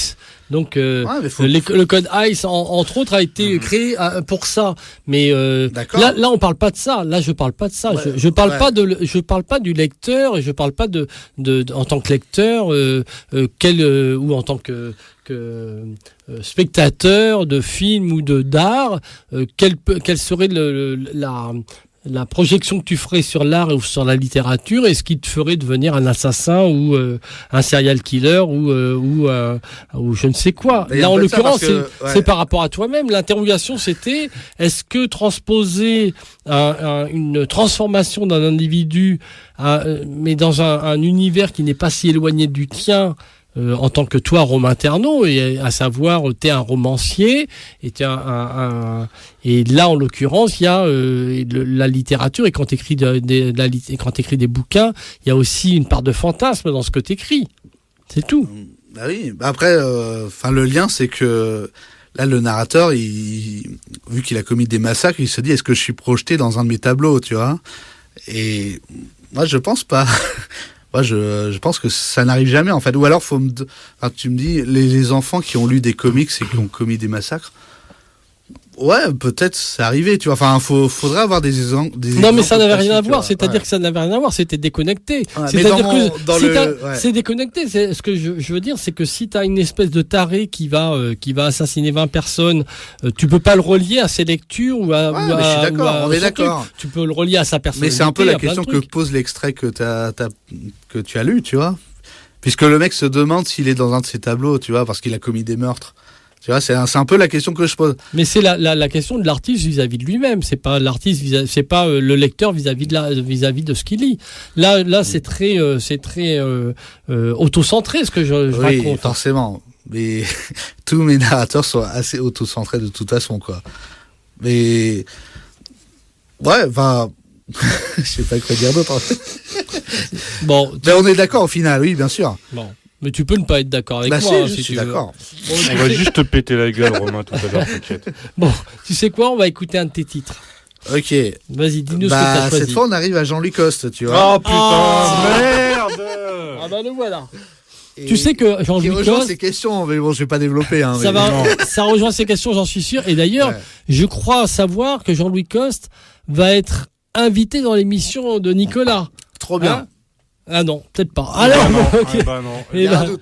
alors, Ah, bon, alors, bon, on verra, alors, on pourquoi verra écoute si t'es Jean-Louis sage. Coste. Je sais qu'à chaque passage, on est obligé d'écouter Ah les Ah Jean-Louis ouais, Coste. il y a la chanson de Jean-Louis Coste, tu vois. Tu peux pas faire une conversation avec Romain Terneau sans que tu aies le nom Jean-Louis Coste qui apparaisse, quoi. Ça n'existe Ça pas. dépend de Alors, combien de temps ça vas-y, dure, tu vois. alors. La chanson s'appelle Tu es pour s'amuser, c'est sur son double album. Radio Libertin 89.4, on vient d'écouter le choix de Romain Terneau qui est avec nous jusqu'à 19h sur Radio Libertaire. Il vient publier I Am Vampire aux éditions Offense de Vulcain. Et ce qu'on vient d'écouter, c'est un de ses choix, Et c'était de la merde, on et peut le dire c'était clairement. Jean-Louis Coste, qui est l'un de ses artistes préférés, sinon son artiste préféré. Je respecte tous les avis, y compris celui de Giovanni, je dois le dire. D'accord. C'est tout à ton honneur. Mais je réitère, je persiste et je signe. Bon, alors donc tu Ouais. adores quand même Jean-Louis Coste, mais après tout, tu as le droit. Ce n'est pas Oui, bien sale. sûr. Ce n'est pas sale. On juge pas. Enfin, Un peu, Par mais antenne. bon, Bon, alors raconte-moi un peu, parce que tout à l'heure, et j'aimerais que tu développes, tu as dit finalement par rapport au manuscrit original ou originel et ce qui est aujourd'hui le livre qu'on a entre les mains, il y a beaucoup de travail qui a été effectué, surtout la seconde partie. Alors la seconde partie, il faut savoir que, je dis aux auditeurs de Radio Libertaire, avant qu'ils achètent le livre et qu'ils le lisent, ou qu'ils le volent et qu'ils le lisent, oui, C'est ça, que- un choix. Ouais. il y a, mais dans des grandes enseignes, hein, s'il vous plaît, comme chez Gibert. Sous la plaque. On va pas citer. À Gibert, il y en a pas mal, vous pouvez y aller. Et que la première partie, c'est lui en tant qu'artiste qui commence à découvrir un petit peu sa nature et sa transformation. Et c'est un peu Dr Jekyll et Mr Hyde aussi. Hein, c'est-à-dire que tu brasses tout un tas de littérature fantastique. Hein. Et la seconde partie, là, il se barre, il se dit oui, je voudrais rencontrer le type qui a acheté une de mes œuvres, qui a dépensé beaucoup d'argent pour acheter une de mes œuvres. Et il se trouve que le type habite En Roumanie. en Roumanie. S'il vous plaît. Donc, ton héros se barre en Roumanie pour aller retrouver. Et là, par un concours de circonstances incroyable, il se retrouve avec l'acheteur de tableaux de ce monsieur Barbec qui est dans l'avion lui-même. Et on va pas en raconter plus sur ce On va type-là. pas parler de l'hôtesse On va de pas l'air, parler de non. l'hôtesse de l'air ni rien. Mais donc, alors, tu te retrouves... enfin, ton personnage, se retrouve en Roumanie. C'est cette seconde partie que tu as beaucoup retravaillé. Bah oui. Parce qu'il se passait quoi dans la première version? Bah, T'avais pas en du fait, tout fait je ça t'ai dit, en le relisant, tu vois, avec le recul, 4 ans plus tard, je me suis rendu compte qu'il y avait beaucoup de monologues intérieurs qui parlaient de l'art contemporain. Et qui... Et tu trouvais que c'était des redites? Ouais, j'ai trouvé que c'était que c'était un peu redondant et j'ai fait le choix de d'élaguer beaucoup. Vraiment beaucoup. Je pense que le roman a diminué de 30%, tu vois, pour te dire. Hein. Donc et j'ai un peu mis David devant le fait accompli, mais parce que j'estimais qu'il fallait le faire, hein, parce que 4 ans après, j'ai trouvé que. Faut savoir que moi, quand j'écris, je me laisse porter par le flux. J'ai un peu une vision mystique. Comme Bukowski, tu vois. Et bon, après, c'est pour ça qu'il faut retravailler après, tu vois, parce que je me laisse aller dans l'élan que j'ai au départ. Et j'ai trouvé, tu vois, 4 ans plus tard, que cet élan que j'avais eu, et pourtant c'est une version que j'avais relue, tu vois, parce que en fait, quand je remets un manuscrit à quelqu'un, je l'ai relu, tu vois, c'est pas un premier jet.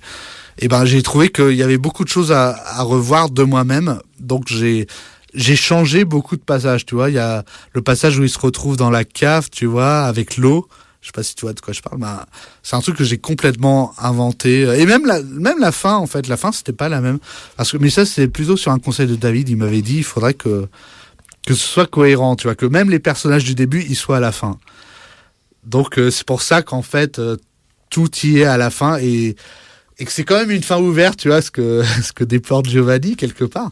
Mais en fait, je pense que l'ensemble est cohérent et qu'il y a une lecture assez évidente du livre, dont je vais pas donner la clé là, tu vois, mais je pense que tout se tient et que mais c'est vrai que j'ai tout retravaillé au dernier moment et qu'au départ le livre devait être plus long, mais je pense qu'il est moins long et plus efficace maintenant.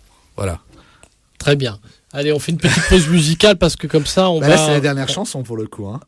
Ouais, mais après on en mettra une autre si tu veux. Ouais, non, c'est pas la dernière chanson. Sabbath, Tu sais bien, on a passé un titre, donc à mon avis, c'est quel titre qu'on écoute là? Bah là, on va écouter Jessica 93, Asylum, mais ferme-la. Mais... Attends, laisse-le, c'est son choix. Mais tu connais ou pas? Bah ferme-la. Non mais si, je connais. Allez, c'est juste c'est un classique pour ceux qui connaissent. Voilà. Allez. Je déplore. Radio Liberté 89.4 avec Romain Terneau qui vient de publier I Am Vampire aux éditions Aux Forges de Vulcain. Je sais pas si je dis aussi bien qu'au début de l'émission. Hein. Non, tu t'en sors très bien, bon, Stéphane. merci. T'arrives à gérer. Tu remercies. Et qu'est-ce qu'on vient d'écouter alors, à l'instant? Jessica 93, Asylum, qui est un musicien français, très intéressant, mais relativement connu aujourd'hui. Là, c'est un classique que je viens de passer. Je sais pas si vous vous en rendez compte. Un classique. Qui est très cool. Voilà. Roman nous passe que des classiques, de toute façon. Tout à l'heure, on a eu Mozart, Beethoven, tranquille. Alors, justement, il y a un truc que j'ai appris récemment, c'est que Aux Forges de Vulcain organisait des réunions entre auteurs. Donc, tu vois les autres auteurs du catalogue. Bah, effectivement. D'ailleurs, la dernière session, c'était avant-hier. Tu vois, donc là, on est dans l'actualité très fraîche. Très, très fraîche. Et donc, tout le monde, les auteurs vulcains, lisent les bouquins des autres Ouais, je pense que... Est-ce que toi, tu lis les bouquins de tes confrères de vulcains? Seulement si David le passe. J'ai pas tout lu, mais j'en ai lu une bonne partie. Et oui. Et d'ailleurs, on va en profiter, tiens, tu sais quoi, on va en profiter pour saluer notre bon vieux ami Spock. Bah, carrément. Thomas Spock. Donc, il avait écrit quoi? Rappelle-nous ça, tiens. Thomas Spock? Ouais. Bah, il avait écrit... Il avait écrit Uther Pendragon. Ah, voilà, c'est bien ça. Que je vous recommande chaudement. Ah, tu t'en souviens, c'est bien. Bah ouais, voilà. Parce qu'il l'a lu, justement. Il me prend sur le vif. Évidemment, Uther Pendragon, n'hésitez pas, c'est un très bon roman. Mais bon, il y a tous les... Ouais, en gros... Oui, il y a des soirées, des forges où on invite les auteurs, mais moi je dis, est-ce qu'on ne pourrait pas inviter les lecteurs, tu vois? Et les agents éventuellement. Ah, oui. Les mais agents, ouais. Oui, mais donc du coup, tu as échangé avec les autres auteurs lors de cette soirée ou oui, bien pas sûr. Forcément? Bah non, mais bien sûr, j'allais dire bien obligé. Il est encore pris sur le cours, là. Il est encore pris sur le cours. Ah, ça y est, bien obligé. Bon, bah, Non, donc, en fait, c'est des gens que je connais, donc évidemment, on parle spontanément, en fait, tu vois, il y a pas de... Bon, il paraît qu'il y a un auteur qui t'a assez bluffé, d'une certaine façon, et pour des raisons que tu vas nous expliquer aux auditeurs de Radio Libertaire. C'est un auteur chilien oui. qui met en scène un personnage. Est-ce que tu peux nous en parler? Oh là là, tu m'en demandes Là, beaucoup. tu le prends encore de court, là. Attends, on parle Tu de prends qui quoi? Oui. Ouais, il y a un roman qui sort l'année prochaine aux Forges de Vulcain. Et ça parle de manifestations et de viols de clowns. Non, ça parle de Cthulhu. Tu vois, Cthulhu de Lovecraft, tu vois, c'est... après, le titre exact, je t'avoue que là, tout de suite, je l'ai pas. Alors que tu l'as vu, putain, Ben, je l'ai vu. Mais il y a quand même un truc qui t'a manifestement marqué, c'est qu'il a créé un cocktail spécial. Ah, mais tu parles d'autre chose, en fait. Attends, un cocktail spécial. Un auteur chilien qui a créé parce que... On appelle ça le cocktail Molotov, là-bas, à l'heure actuelle. Non, je vois pas de quoi tu parles, en fait, parce que... autant on a goûté avec Giovanni le cocktail de Kirk Douglas, tu vois, mais ça c'est autre chose. Ouais. C'est quoi le cocktail de Avec je sais du verre plus non plus, pilé. tu vois. Avec du verre pilé. Avec du verre En fait, on a fait une vidéo pour la promo Spartacus, on goûtait le cocktail de Kirk Douglas, qui est un cocktail qu'il a fait lui-même. Bon, en fait, c'est avec de la glace pilée et je sais plus quoi, parce que bon, j'ai pas de mémoire, tu vois, c'est compliqué. Mais on est allé dans un bar exprès pour le goûter. Il y a une vidéo sur YouTube que vous pouvez aller Voilà, voir. vous allez sur la On voit page de rien Romain parce qu'on est Terno, dans- vous tapez Romain Terno, encule Kirk Douglas, et puis vous aurez le cocktail. Bon, on voit rien parce qu'en fait, c'était dans une cave, donc on était dans le noir, c'était bizarre, tu vois. Mais non, en fait, non, mais je vois même pas de quoi tu parles. En fait, l'auteur chilien. Tu fait un as dit, cocktail, j'ai entendu dire Ouais. que l'un de tes rêves, c'est dans un de tes romans mettre une recette quasi magique d'un cocktail qui porterait un nom spécial que tu inventerais, qui deviendrait un cocktail Classique. universel et classique. On est d'accord, j'aurais dit, il raconte n'importe quoi.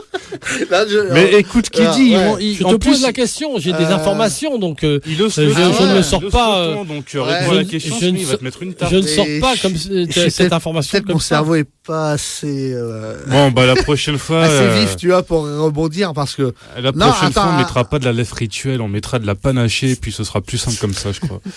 Bon alors dis-moi Romain, puisque tu t'en souviens plus de cette anecdote, un cocktail, non, dis-nous le- ce ouais, que ouais. sur quoi tu es en train de travailler en ce moment. Eh ben, je travaille sur un roman qui doit sortir en 2021. Quoi? J'ai dit bien en Mais c'est loin. 2021, qui s'appelle Underdog Samurai. Mais chez quel éditeur Ah, mais il y avait Au Forge de Vulcain. il y avait Braco Sauce Samouraï et toi tu as repris le Non, nom mais Samouraï. en fait, oui, effectivement, tu le soulignes, mais effectivement, c'est un hasard, tu vois. Non, mais tu te foutais de ma gueule par rapport Au au titre. hasard de la chambre d'hôpital. C'est un autre hasard, tu vois. Ouais, bien sûr. Ouais, J'ai on y pas croit, choisi de mettre Samouraï dans le titre par rapport à Zarka. C'est un truc que j'avais choisi avant, tu vois. Mais bon, en fait, Ouais, en sachant qu'en plus, à la base, le bouquin de Zarka s'appelait Braco dans l'Underground. eh ben voilà. Ouais, c'est vrai, en Non, auto-édité, oui, c'était ça. Ouais. Exactement. Ouais. Et il faut savoir qu'en fait, en plus, c'est une commande que m'a fait David. Il m'a dit, tu devrais faire un livre sur les arts martiaux, tu vois, ça correspondrait bien à ton univers. Donc, je me suis attelé à ça et j'ai appelé ça Underdog Samurai. Mais c'est un hasard. Après, on le croit ou on le croit pas. Non, c'est quoi Moi, je alors m'en fiche, je sais quelle est la vérité. Mais tu as écrit t'en as écrit beaucoup. j'en suis au 2e chapitre qui se passe au Japon, tu vois. Alors pour J'ai une écrit pour une fois, ce n'est pas un de tes manuscrits que tu recycles ou que tu retravailles. Bah non, comme Spartacus, c'était une commande. Ouais. Comme non, c'est tout. Comme Success Story. Est-ce que finalement dans l'exercice de la fausse commande, vraie fausse commande, est-ce que tu te sens à l'aise? Bah ouais, parce qu'en fait, moi, je vais que dans ce que j'estime être ce qui me correspond, tu vois. Donc, si on me soumet une idée qui me correspond, j'ai aucun problème à le faire, tu vois. C'est comme si je l'avais eu moi-même. Donc, Underdog Samurai, c'est comme si j'avais eu l'idée moi-même, en fait. Ah ouais, donc en fait, tu fais du plagiat, quoi. C'est ce que tu dis, là. Bon alors donc Non. du coup là t'étais avec I Am Vampire, t'es parti en Roumanie. Enfin tu fais partir ton personnage en Roumanie même si t'y as pas mis les pieds. Exactement. Mais Et- je suis allé sur Google Maps, hein, faut D'accord. pas déconner. Comme tous les auteurs. Ionesco, Comme tous les t'inquiète, auteurs. c'est la famille. Et pour ce qui concerne le Japon, tu t'as pas foutu les pieds, mais tu Non, l'envoies. mais il y a un collègue de Gibert avec qui je suis censé boire un coup. Je lui Qui fais un s'appelle petit coucou. Paul, je crois. Exactement. À Yeah. qui j'ai boire un coup, qui connaît bien on va dire les milieux interlopes de Tokyo parce qu'il y a vécu 2 ans. Il va bien m'aider sur ce coup, je compte sur lui. Donc d'accord, tu vas le remercier alors. Voilà, je le mettrai dans les remerciements du roman. Bon, Très mais certainement. comment tu qualifierais tes romans? Parce que bah, je me suis marré, j'ai regardé sur un truc, un site littéraire, et tu sais, il y a des mots clés sur les sites je littéraires. sais ce que tu vas dire. Société, Ouais. machin. Quoi. Alors attends, moi je suis curieux. Tu vas du dire coup, Bizarro d'entendre. Fiction. Non. Oui, Non. ouais, non, mais c'est un peu Non, de mais tout. ça, Il y a c'est de la branlette. satire, trash. Ouais, c'est ça. Mais bah, en fait, Satire. c'est David qui s'intéresse beaucoup à l'actualité littéraire, qui s'est rendu compte qu'il y avait un courant américain qui était la Bizarro Fiction, qui correspond à ce que je fais en fait. Tu vois, c'est un mélange comme tu dis, de satire, de pop culture, de plein de choses. de trash. Voilà, de trash avec beaucoup d'humour. Et il se trouve que ça correspond plus ou moins à ce que je fais. Donc on est resté là-dessus, c'est la Bizarro Fiction.